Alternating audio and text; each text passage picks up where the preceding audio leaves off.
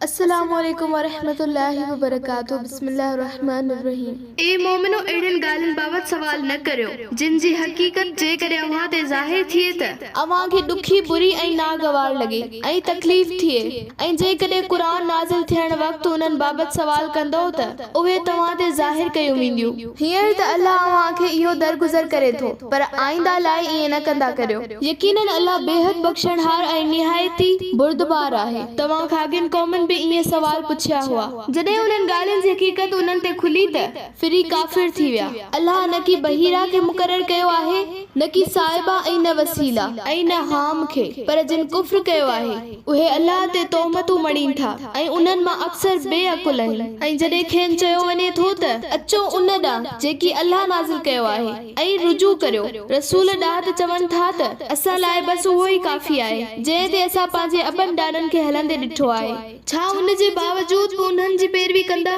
जो संदन अबा ॾाॾा भी कुछ न ॼाणींदा हुआ ऐं न वरी हिदायत याफ़्ता हुआ।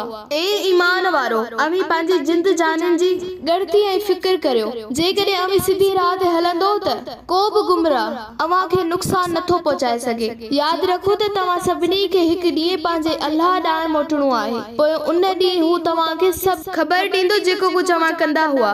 ए ईमान वारो, जॾहिं अवां मां कंहिंजी मौत जी घड़ी अची पहुचे त वसियत करण वक्त पाण मां यानी मुसलमाननि मां ॿ मोतबर यानी आदिल, दीनदार, सच्चा ऐं भरोसे लाइक शाहिद कयो। या जेकॾहिं अवी सफ़र में हुजो ऐं मौत जी मुसीबत अची कड़के ऐं मुसलमान शाहिद न मिलन त ॿिया ॿ तव्हां खां सवाइ गैर क़ौम शाहिद करियो। जेकॾहिं अवां खे उन्हनि जी शाहिदी में कुझु शक हुजे त उन्हनि खे मस्जिद में असर या विचीअ जी निमाज़ खां पोइ रोकियो यानी झलियो ऐं उहे ॿई अल्लाह जो कसम खणी चवनि त असां पंहिंजी शहादत जे बदले का बि बाहा न वठंदासूं, तोड़े खणी जंहिं ते असां शाहिद बढ़िया आहियूं। इहो असांजो माइट छो न हुजे ऐं न की अल्लाह कारण शाहिदी लिकाईंदासूं।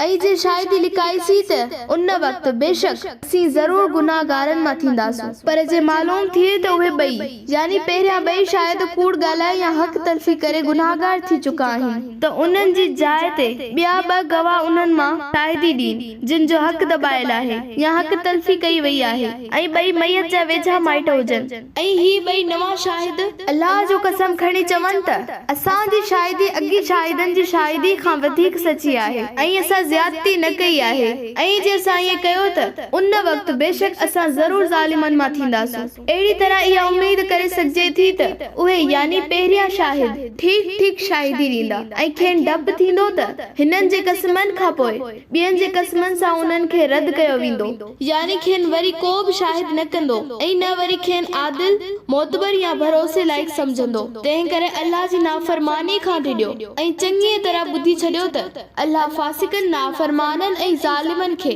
कॾहिं बि हिदायत नथो ॾिए।